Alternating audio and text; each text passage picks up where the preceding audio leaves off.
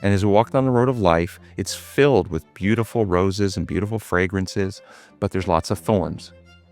And imagine the person who goes in the rose garden in full blossom, and all they see are the thorns. Thorns, thorns, thorns everywhere. Family was the original vehicle that God created to bring his kingdom here on earth.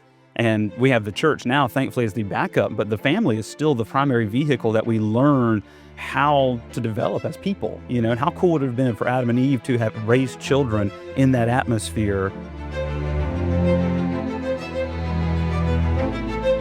Hello, welcome to Design for More, sponsored by Come and Reason Ministries and Honey Lake Clinic. I'm Dr. Tim Jennings, and I'm joined today by Danielle Rome, one of our therapists here at the clinic, and James Johnson, our chief of chaplains. And today, our program is going to be answering questions from you, our audience. And so, guys, our first question that has come in is, if Adam and Eve didn't sin in the Garden of Eden, how do you think God would have taught us how to build our character? I don't think our character would have been broken to begin with.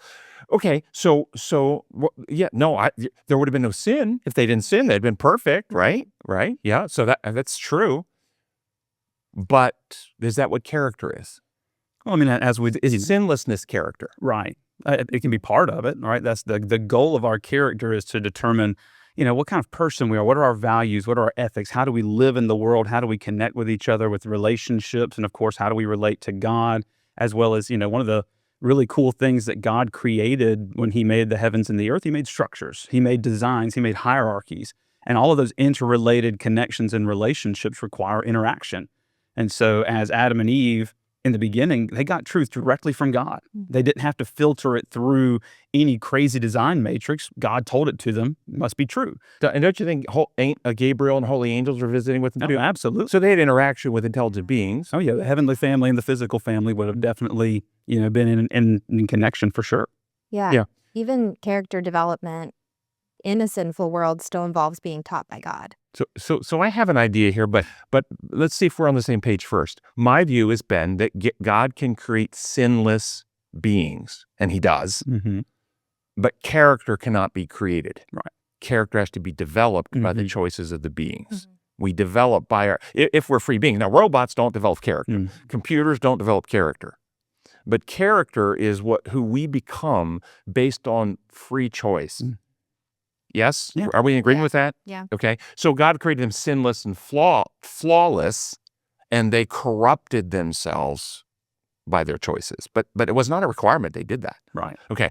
So my view is then that the way they would have developed mature, sinless, eternally sealed and settled, godlike character, that was the purpose of the tree of knowledge of good and evil. The tree of knowledge, notice, was a tree of knowledge of good and evil. It wasn't a tree of knowledge of evil. It was good and evil. And it was, my understanding, is the place where they would have the opportunity to exercise their free will choice and decide what they would know, not didactic. This is not the tree of didactic education or cognitive comprehension. It is that tree of what you know by experience in your being. Will they choose to reject the lies and thereby and embrace the truth, and thereby know loyalty, love, faithfulness, goodness, trust? Will they know the good? Or will they choose to believe the lies and thus know fear, selfishness, guilt, shame, and all of the devastating things that sin has brought? Rebellion, betrayal. Will they know those things? Not as a cognitive concept. See, Gabriel knows cognitively what betrayal is. He's seen it. He doesn't know it in experience. Okay? And so I believe the tree of knowledge of good and evil was placed there for them to exercise their own free will abilities and choose what character they would develop.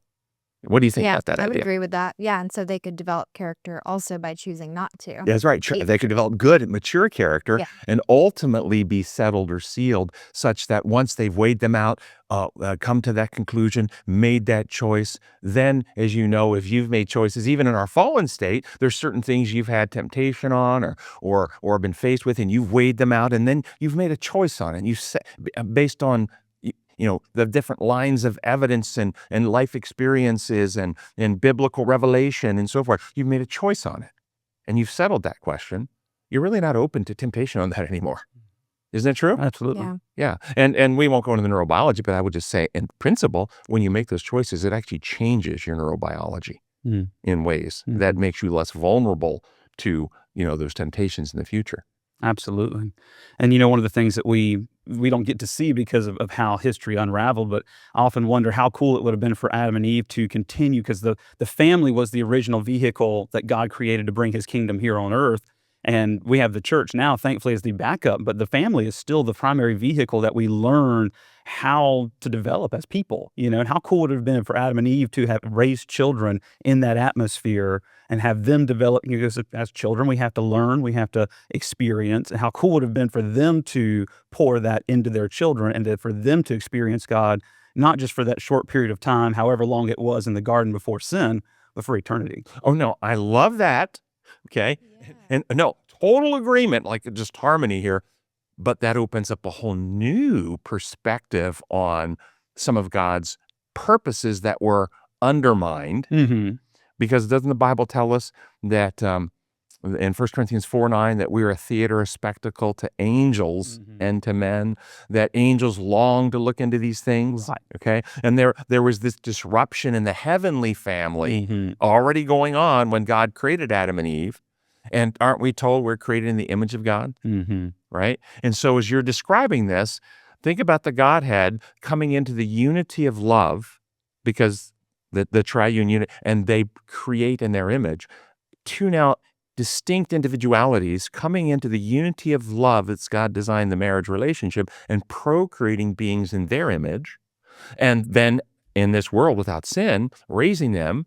Is there a lesson there? Would Adam and Eve had children to exploit, dominate, control, abuse, or constantly give of themselves sacrificially in love for the welfare of their children? And then the universe goes, oh my goodness, those questions that were raised by the enemy about God being a power monger, an authoritarian dictator, and so forth, are exposed as false as Adam and Eve govern this planet as a microcosm of God governing his universe.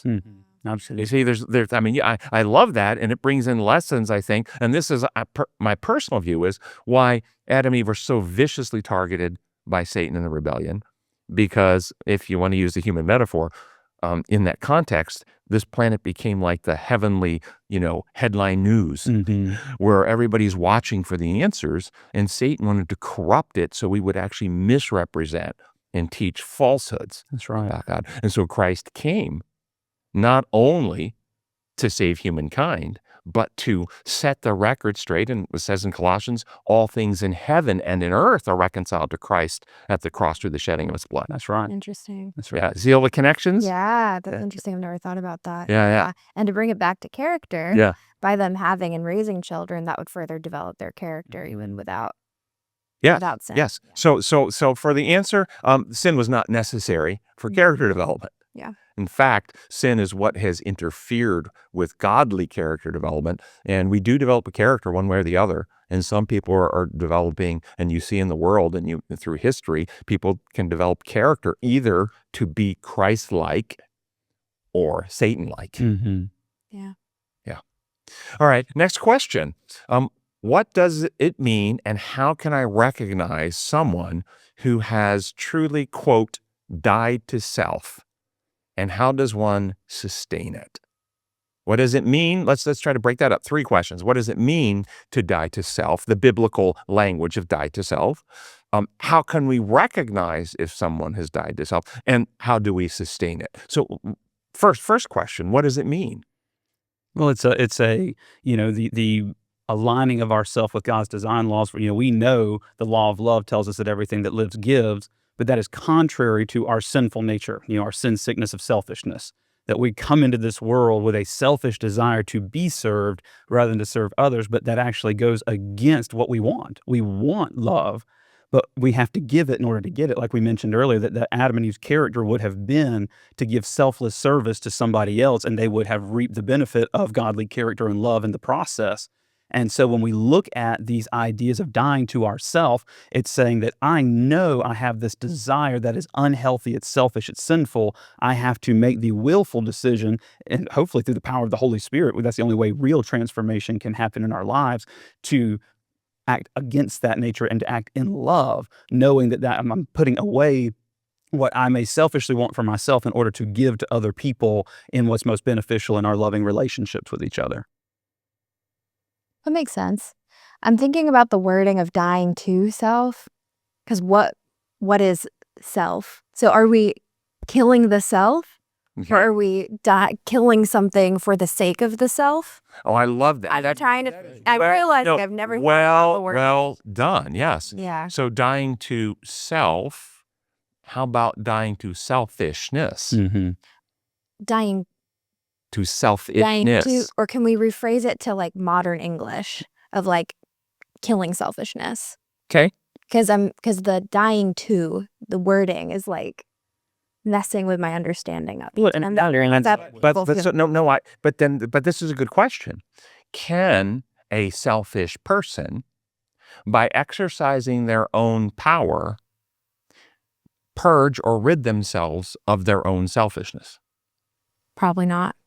So can we kill the selfishness, or do we have to surrender the self to our higher power, and the Holy Spirit then comes in with new animating energy? And I'm gonna describe it in a second. But in that process, we are dying or surrendering self voluntarily. So we're dying by letting go, but we actually can't kill the self.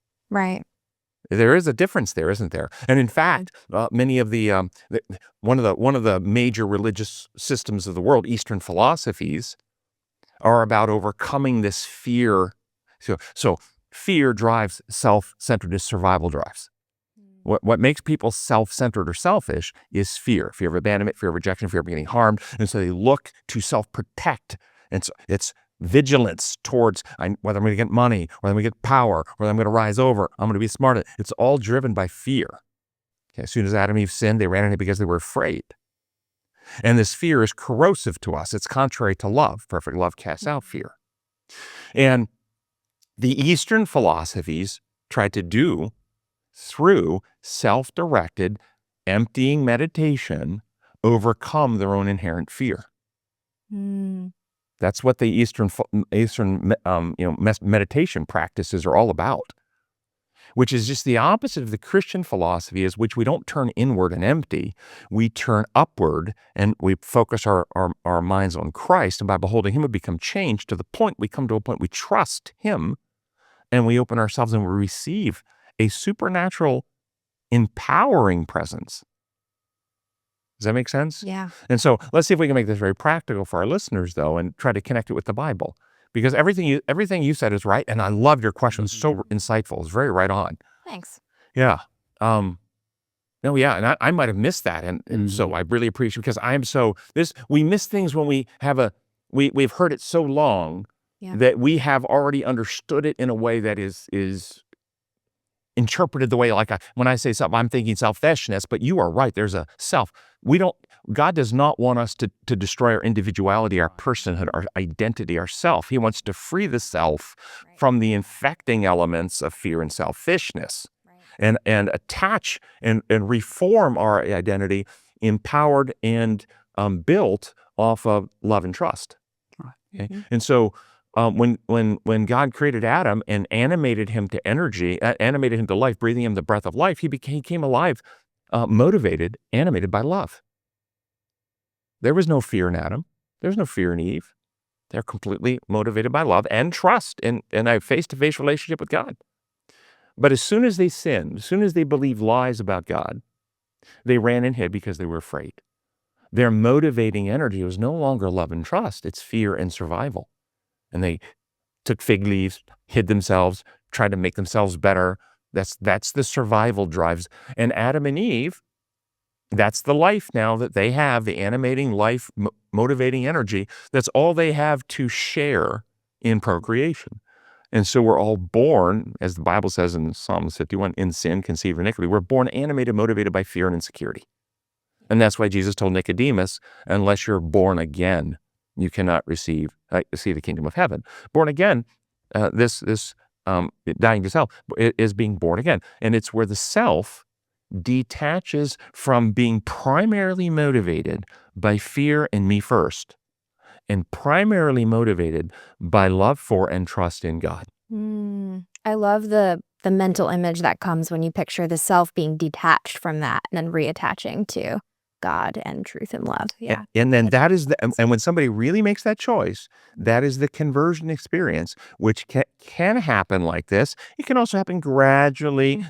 For some people, it's a process of slowly being one. Others, it is a moment. Mm-hmm. And that happens, that moment of heart motivational change is in the substructure of our brain. Wow.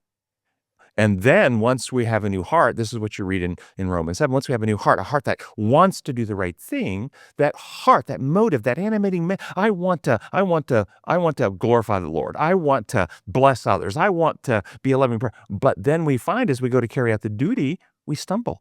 We fall. Why? Because that motive is now trying to be lived out on a neurobiology that has networks that were formed when we were still practicing fear and self-centeredness. And so we have habit patterns, conditioned responses, biases and prejudice that haven't been removed, false beliefs about what's right and wrong. We have much of our neurobiology that when we have a good heart motive where we're born is still not matured. And this is where that whole Romans 7 is. The things I want to do, sometimes I'm not doing them. And the things I don't want to do, I find myself doing. Oh, what a wretched man am I, who will save me from this body of death? Okay, that's not an unconverted person. That is a converted person who, when they realize they're falling short, they're grieved. They don't want to fall short anymore. Yeah. The unconverted person, when they fall short, they don't even recognize it half the time, or most of the time, and then they will defend it and have every right to be this way, and that person deserves what they got. Yep. You see the difference? Absolutely. And so the answer to the question, how do we know? Is your heart grieved? Do you long to mature? Do you find yourself moving forward over time and becoming more Christ-like? Do you have a love in your heart for God and others? Or are you primarily still motivated by fear of rejection, what people will think, making a mistake, legal condemnation, trouble in the judgment day? Yeah. That makes sense. So, That's really cool. Yep. So how do we recognize it in someone else? Well, I mean, they're going to have the fruit of the Spirit in that regard, to where they are making that volitional decision to say, God, I want things your way, and I'm choosing that. And I think you hit on it, but I think it's really key is that God doesn't force himself on people. He respects his own laws, and we have to choose to partner with him. That, he said, that's what Paul echoed that in a different passage where it says, I've been crucified with Christ. It's no longer I who live, but Christ who lives within me. Echoing what Jesus said, that we have to daily pick up our cross and follow him, that it's a continual daily. Okay, so how would I continue to sustain that? That's a daily. So you're answering that question now too. So I just want to point that we're answering that out. Good job. But that we see that in other people when we see the fruits of the Spirit in their life of love, patience, goodness, gentleness, self-control, that they're able to love not with selfish intent, because we can love with selfish intent. I can give to other people, but it's always with the selfish motivation of receiving that. So I want to pull out what you just said, because you said it right. You said it quickly, like me. Okay, slow down. Yeah. Okay, you said it quickly, and so I want people to hear what you said. By their fruits, yet you said. Sometimes those fruits of loving behaviors, those same behaviors can be done from an unconverted or selfish heart. So the behavior alone, in other words, we ultimately at the end of the day can't really judge someone's heart. Exactly. Yes. So not it's not our place to judge the heart ultimately, but we certainly, I think, some people will reveal themselves from the abundance of the heart, the mouth. The person who overtly, and there are people out there who overtly hate Jesus and talk about that. Knowing a tree by their fruit kind of thing. Yeah. I mean, there are some you can tell, but my point is the whole parable of the field that had the wheat, which are the righteous, also had the tares. And my understanding is the tares are very similar in appearance to the wheat in the field. It's hard to tell. And they grow up together until the harvest. And when in the parable, who did this? You sowed the good seed in your field. Where did these weeds come from? An enemy has sown these seeds. And so in the body of believers, that's the church, you will have the righteous and you will also have the wicked. And Christ is planted in the righteous and the enemy is planted in the wicked in the church. Wow. And he said, should we pull out the weeds in the parable? No, because the roots are entangled. The connections, the righteous will have loving bonds and connections with some of the wicked in the church. And if you try to pull the wicked out, you will pull some of the righteous out who will have their hearts hurt and feel betrayed by the system. It's huge. Wow. So you leave them to the harvest and let at the harvest, the harvester separate. Wow. Does that make sense? Yeah. So ultimately, Yeah. I don't try to really tell unless it's obvious and overt offense and abuse and evil being perpetrated. Then we're called to set healthy boundaries on that. Yes. Yeah. Wow. All right, next question. It's a little bit longer, a little description here. It says, I've listened to Design for More episode on grief several times, and it was very helpful to me. I lost my husband a little over 2 years ago and feel overall I'm doing well, though there has been a few things that keep nagging at me. We were married over 40 years and we're not happily married. He was very demanding and angry, and that showed itself in all areas of our marriage.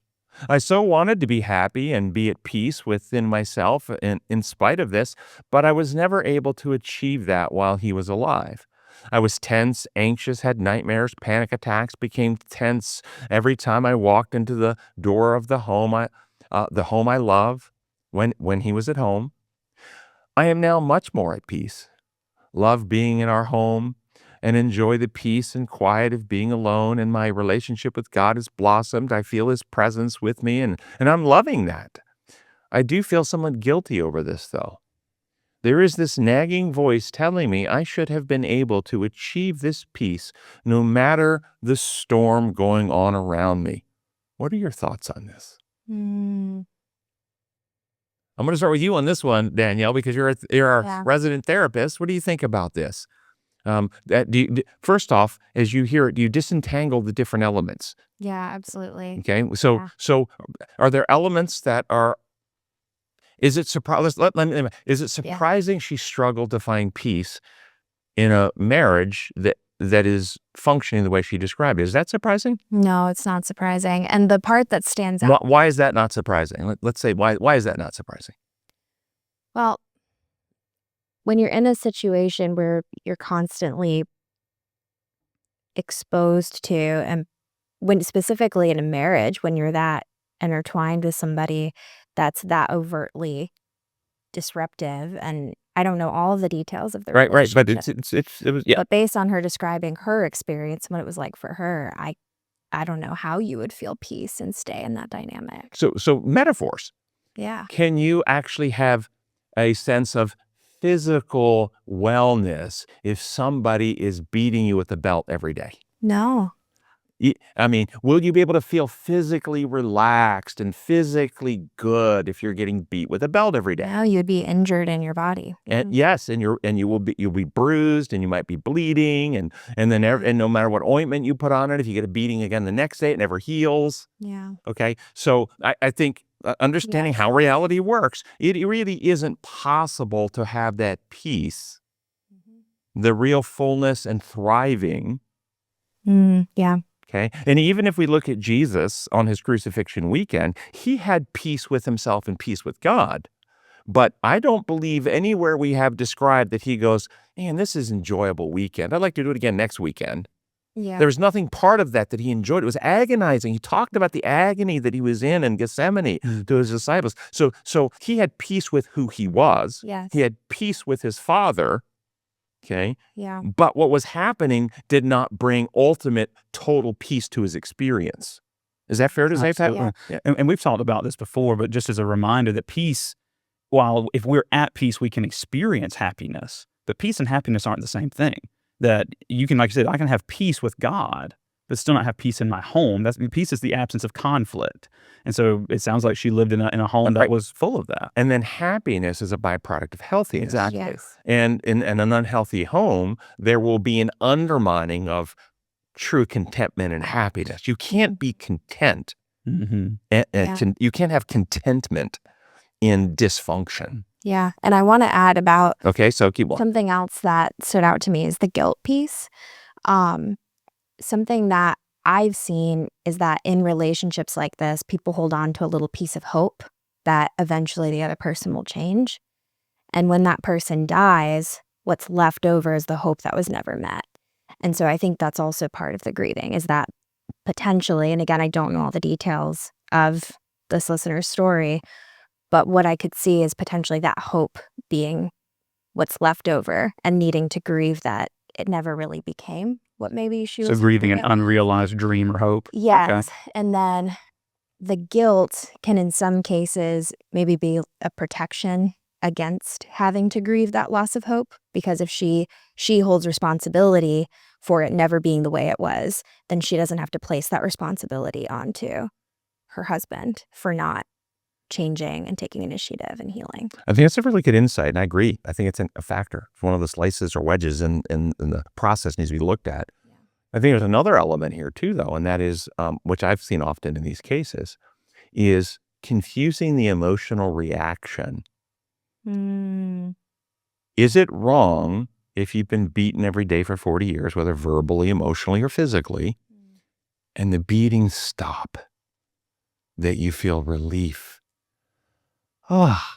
That you feel even some joy, you feel some happiness, you're glad you're not going to be beaten. You can come in your home and feel safe. You can come into your home and feel secure. You can come in your home and not worry about the attack that's going to. Is it wrong to actually feel good about that? no. Or is that actually good? Is that a normal, predictable, and reasonable emotional response? Yes. Okay. Is that the same, though, as being glad that the husband is dead? Mm, Is that the same emotion? I'm glad he's dead. That's not the same thing at all. And many people have, because the death has resulted in the relief of the abuse, and they're glad over the release and the relief of the abuse, get confused in their emotional world. How can a loving Christ-like wife be glad her husband died? yeah. And they will feel guilt Yeah. because they have misplaced their relief on the fact he died. Yep. Rather than the fact the abuse stopped. Yep. She'd be much more relieved and happy if he'd had a true conversion experience and became a Christ-like husband and treated a husband like Paul writes, sacrificing himself for her, to have that happy, loving home. That would be much more relieving to her. Yeah. But it's righteous to be relieved by the end of the abuse. And that's where people have to be truthful. This is where the truth sets you free, and you have to parse your emotions in the light of the truth. Is it right to be relieved? Yes. Does that mean I want him to die? No, it doesn't. Yeah. Okay. Yeah. And another piece in this was she said she felt guilty, and you have the question. Yeah. Was she saying that she felt guilty that she wasn't able to So get yes, that peace with God? While so there's a alive? nagging voice telling me I should have been able to achieve this peace no matter the storm going on around me. So that implies that she potentially believes there's something wrong with her for not being able to achieve that. And that touches on what we were saying earlier, where that's more circumstantial, that she couldn't achieve that. Well- But there's a difference between, like you said, having peace between her and God versus having the sense of peace. Right. And there may be some boundary issues here as well. Yeah. When I hear somebody who's been in a relationship in which they're being, let's just use the word abused for 40 years, Yeah. you go, what's that about? I mean, seriously. So it sounds to me like there might be some emotional codependency elements here. Yep. Yeah, some other stuff that maybe she's essentially being convicted of that she can work through and heal now that he's not. And so codependency is an emotional dynamic in which people will take emotional baggage, responsibilities, and ownership on themselves that's not theirs. Yeah. I'm responsible for how he feels it. I'm responsible for whether the marriage heals. If I'm better, if I'm good enough, then if I do it all right, then he won't be mad today. Mm-hmm. Yep. So it's my fault. I worked really hard. I worked, and he never actually. So what did I do wrong? Yeah. Okay, that is not being truthful. That is actually taking responsibility for somebody else's conduct. And a mature person would be the person who says,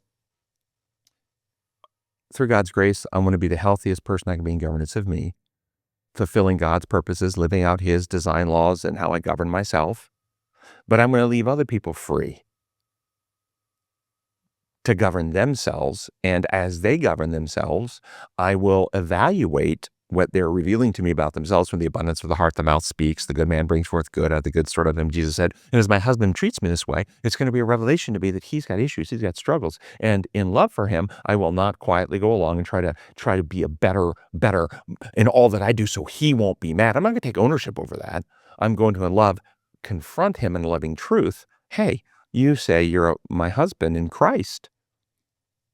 Well, Christ doesn't treat the church like you're treating me. What's going on with you? Because I know you want to be a Christ-like husband, but you're not being one. Yep. And I love you too much to actually take responsibility for your anger. So there's a place for that conversation too. And so maybe there's a piece of this that's being revealed here that she can do some introspection and say, did I take ownership for stuff that wasn't mine? And maybe the Lord would like to free me of that. Yeah, absolutely. Yeah. All right. Next question. I'm watching your webcast on mood disorders right now. I am working with a psychologist on my depression. I love the information in this episode. I have been a very pessimistic person since my rebellious preteen and teenage years. I was able to function in day-to-day life, but ever since I developed alcoholism in 2014, I have gone in and out of remission and relapse since then. For the last 10 years, I have declined. I've declined or worsened year after year to the point where I no longer find joy in any part of my life. I can put on a happy face when needed, but even when I experience positive things, I go right back to my mindset of, oh, well, life still sucks and it doesn't really matter. Even when I make myself go out and visit family or make myself be social without alcohol, I am obviously more outgoing with alcohol.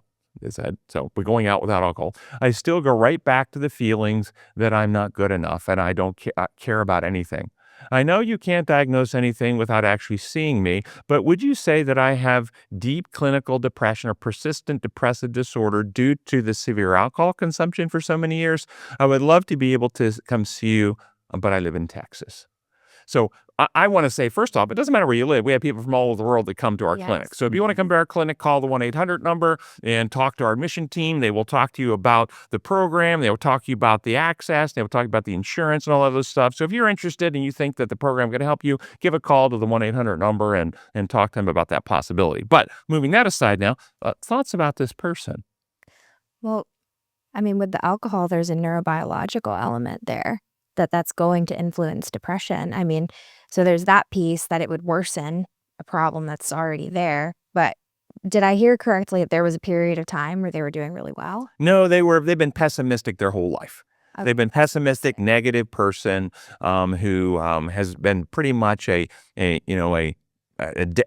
Debbie Downer. I don't know if it's a man or a woman, but that's what they described. That's what they described. Yeah. Their whole life, ever since their preteen and teenage years. And then at some point they turned to alcohol to try to self-soothe or alter their mood state, and they only got worse after that. Well, I'm not hearing anything about their childhood or family dynamics. That usually plays a pretty big role into choices that teenagers make, especially if these issues were starting during teenage years. Likely they were still living with their caretakers at the time. And so I'm wondering what influences may have happened there. If there was any substance use during teenage years that could have impacted development. There's a lot of questions that I have about what they're describing. To have those symptoms lasting for so long and so persistently, has to be more to the picture than just, I'm a pessimistic person. So let's talk about the human being as God designed it and created it. Mm-hmm. This person, despite despite upbringing and despite childhood influences, right? And we see patients who have had terrible traumatic childhoods. As adults, do they still have freedom to make choices for themselves? Yes. Yeah. Now, those choices are impacted by, but they still have freedom to make choices. In other words, coming to a place like this is a choice to address and try to resolve problem rather than go and get high and simply avoid problem, right? Right. Okay. So my point being is the past experiences don't remove our freedom of choice as long as we're still living. Yes. Yes. And the way God designed us is that our choices changes in all levels. So drinking alcohol, you alluded to, causes physiological changes in the body, the entire body.